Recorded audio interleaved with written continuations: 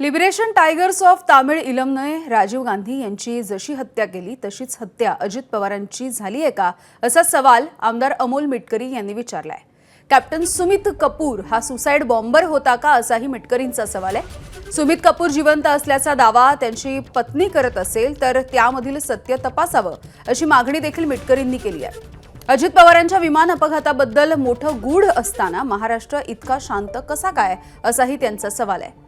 अजित पवारांचा मृत्यू म्हणजे गोजूबावीच्या माळरानावरचं न उलगडलेलं गूढ असल्याचं देखील त्यांनी म्हटलंय।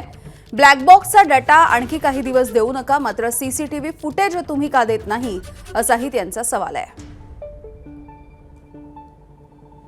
पायलट जो मेलाय कपूर, ज्याची ड्रंकची हिस्ट्री होती, 3दा सस्पेंड होता पीएसआर कंपनीचा, तो पायलट, त्याचा 50 कोटीचा विमा काढला गेला, तो सुसाइड बॉम्बर म्हणून आला होता।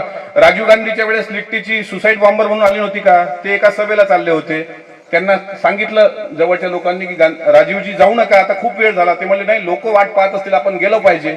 एक महिला येते, त्यांना हार घालते, पाया लागते, तिथं बॉम्ब फुटतो आणि धडाधड छातीच्या चिंधळ्या होऊन जातात। तसा हा सुसाइड बॉम्बर नसेल। कुठं आहे कपूर? की अजित दादा जर सकाळी निघाले देवगिरीवरून तर सोबत कोणीच का नव्हतं? ऐनवेळी पायलट बदलतो, काही नाही। ब्लॅक बॉक्सचा डेटा रेखाते, आम्ही म्हणलं, मी स्वतः म्हणलं की ते 5 वर्षाला द्या, आम्हाला काही घाई नाही ब्लॅक बॉक्स मध्ये काय आहे।